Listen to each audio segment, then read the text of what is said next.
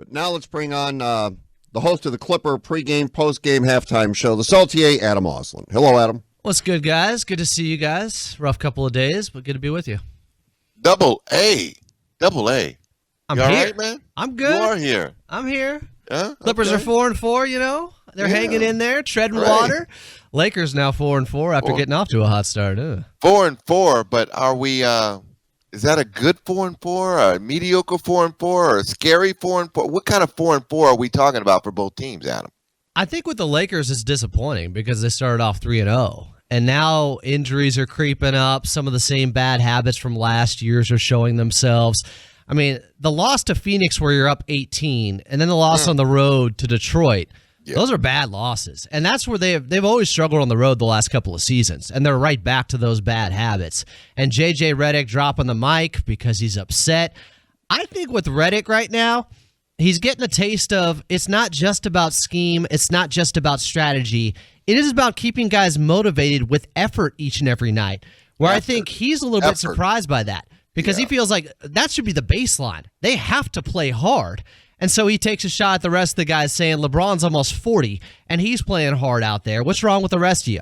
And then you see D'Angelo Russell not play the last 18 minutes. We'll see how he responds to that tonight against the Philadelphia 76ers. So these are kind of the growing pains, I think, of as a young coach in the NBA, just finding out these guys don't always play hard every night. You got to motivate.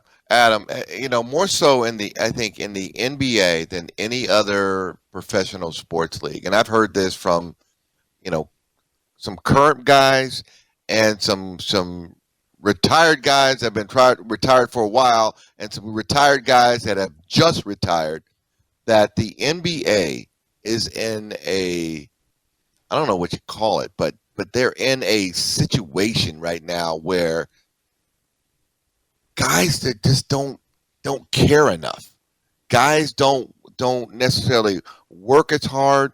There's so much money involved in the NBA right now with guys, and it's a shorter roster than all the other sports, that they've got their money, and the work ethic and everything attached to that is not as important as some of the other things that they've got going outside of basketball.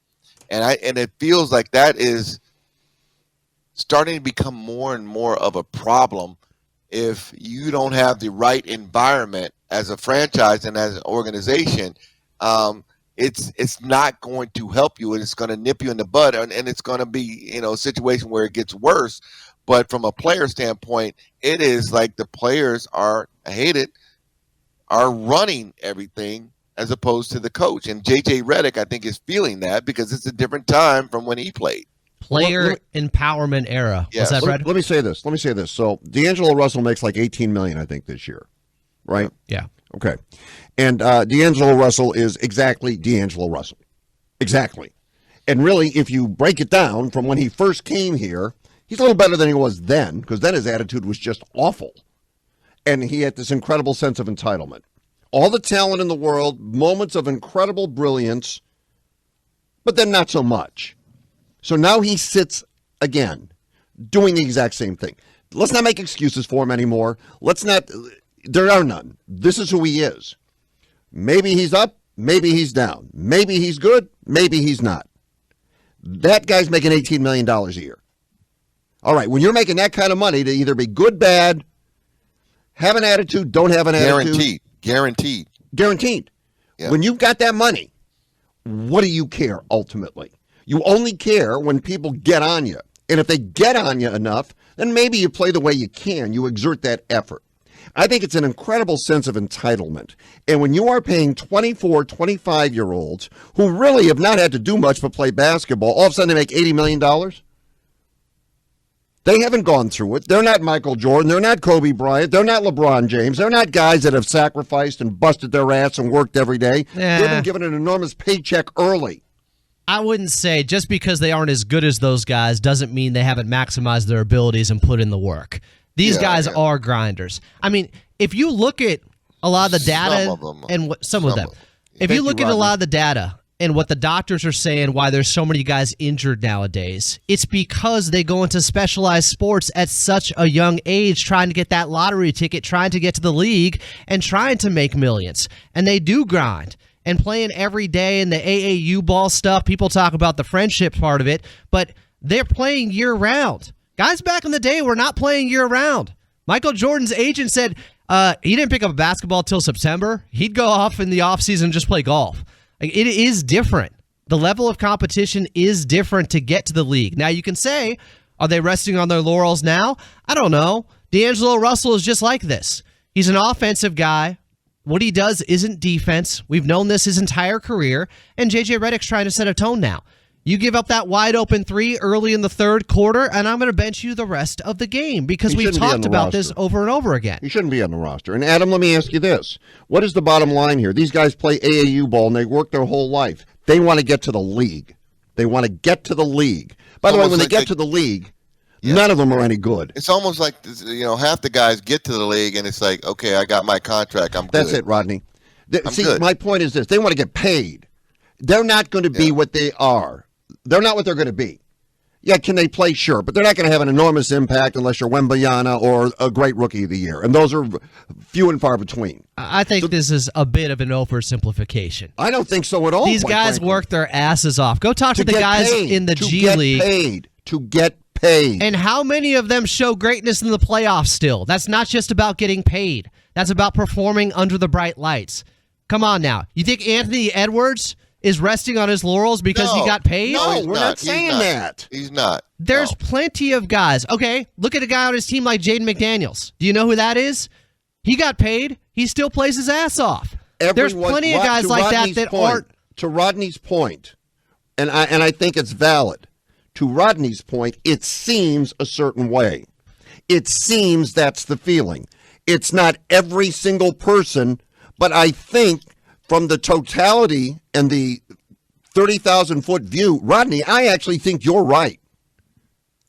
Yeah, I think you're right. I think it's. I mean, and I've heard it that from a practice standpoint, from a given effort standpoint to caring standpoint, it's not the same. It's not the same where you have 12 guys on the bench on a given night that is all about one particular thing, and that is winning and working their ass off to get it done. You got guys that'll do it. Don't get me wrong. When you point out certain individuals, Adam, I think you're right. I mean, there's Anthony Edwards of the world that wants to be, his aspiration is beyond money. It is, I want to be the best ever. I want to be Michael Jordan. I want to be better than that. But I think to a large extent, there are too many guys. I would say it like this: too many guys that feel like I got my money, I'm entitled, and I'm going to go out there and do what I can, and I am not going to be, lack of a better phrase, 100% committed to doing the little things that is going to make us win and make us better and sacrifice for the team. You want to know what I honestly think? Older generations say this about younger generations, and it's cyclical, and we always get this stuff. Charles Barkley, I remember, I got a long memory, said they don't pay me to play defense. I've been hearing this same stuff, and if you go and watch tape, you're going to see there were good teams back then and good teams and guys who gave effort who were superstars and guys who were superstars and didn't give effort. This stuff has been going on forever, and I don't think there's anything new under the sun. I honestly don't. I see defensive schemes that are more complicated now than they ever have been because you have to guard way more space because guys can shoot 30-footers with ease now.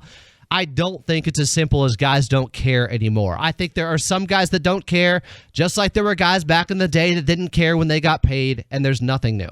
All right, Adam, do you think, because you've watched basketball for a long time, you think the games were better to watch 6 years ago or they're better to watch today?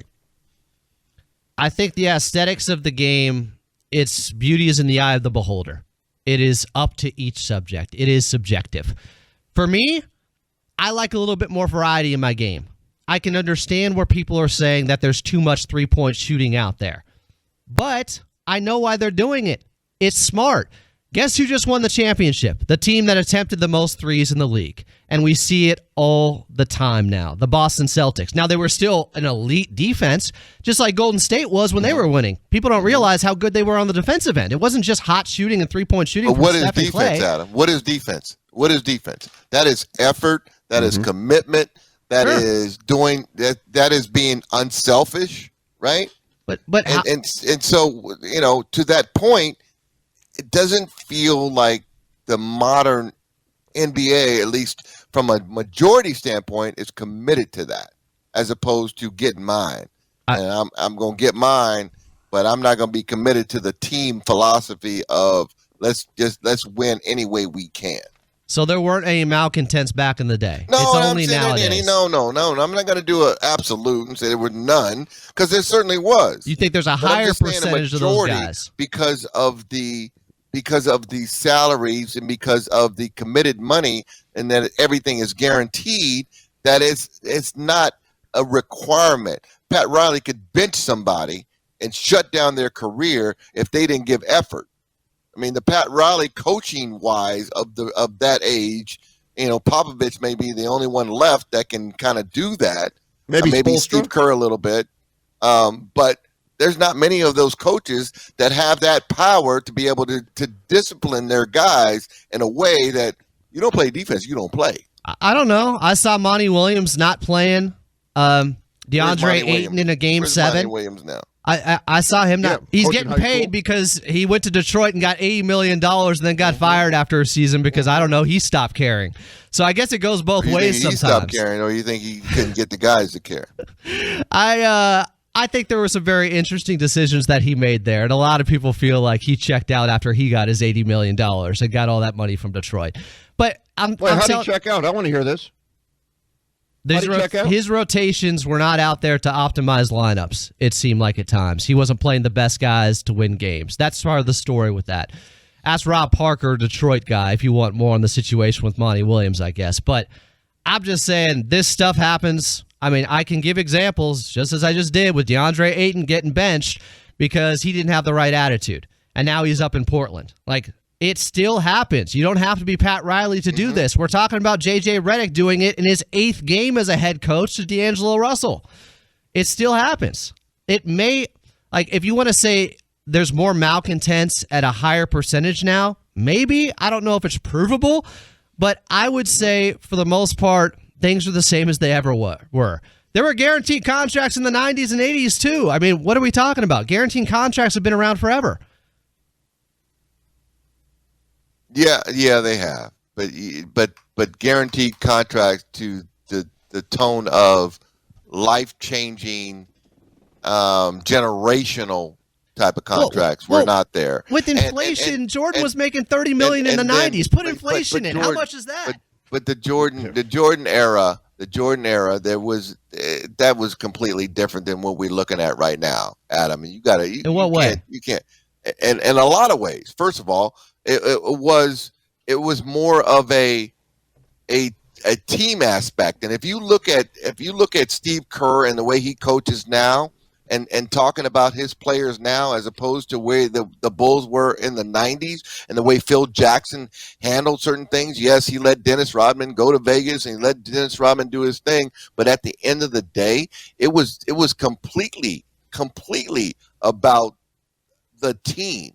And now it feels like there's so much catering to these guys, and the coaches have less power than they did in the 90s or the 80s, because these guys are making so much money and they can dictate whether I leave or play or not, or when I show up or whatever I do. It doesn't matter because they can't get rid of me. Hey, I don't know. I saw Scottie Pippen not check into a game at the end of the 90s because he didn't like the fact that he wasn't getting the shot at the end. I'm talking about in general. I'm just saying, I can bring up specific examples. If that happened in today's game, where a star player didn't check in because he wasn't getting the ball for the final shot, let me know the last time that happened.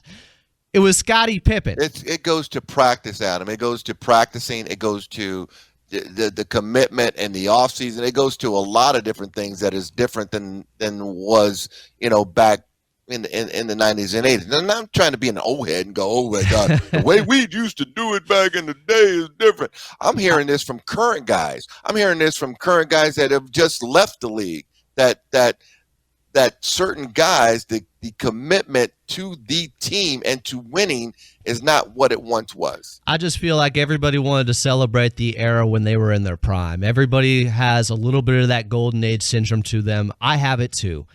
So I don't know. I think there is something to player empowerment, Rodney. I think there is something to what you're saying. Don't get me wrong. I love it. Because I do. It's new information. We've all been saying forever it's a players' league, and those who have the superstars have the power. So every franchise, of course, is going to cater to those guys because it's so important to winning. And we've learned that over time. So we have new information now we didn't have back then. If they had the same information now that they had back then, we probably see the same stuff going on. So I don't know.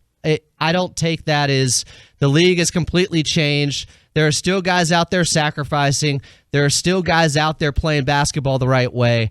And I think you see the same good teams every year that are doing it, and the bad teams aren't, just like back in the day. All right. Well, Adam, thank you for sharing today. That was quite insightful.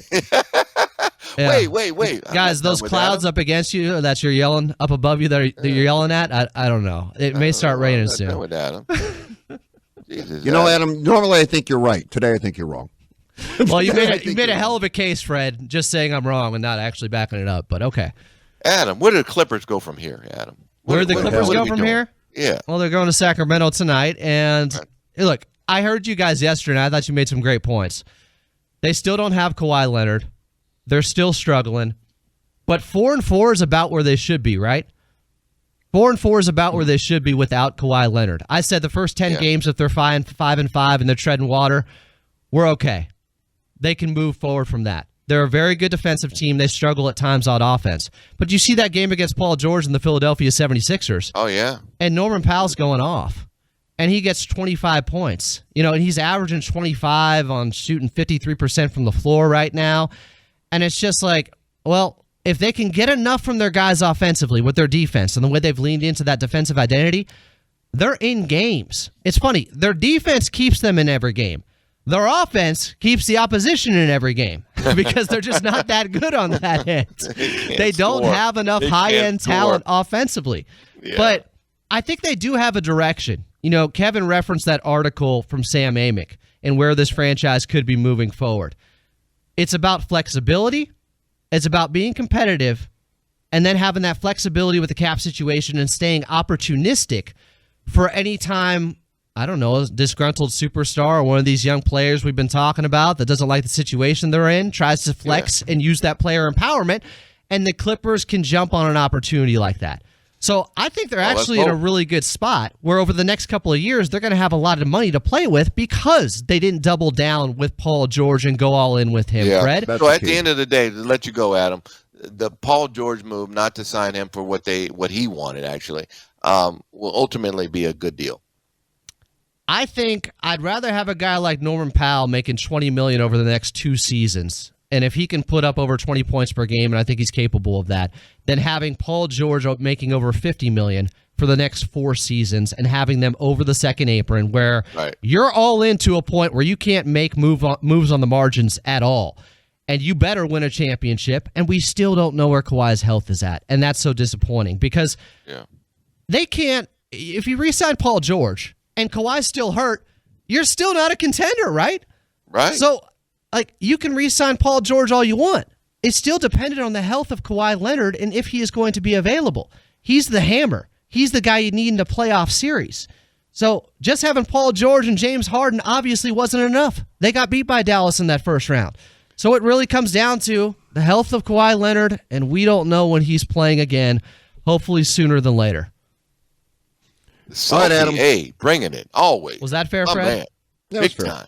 I love you guys. I know it's been a rough couple of days. I missed you guys. Right on. All right, we're all here. We're all good.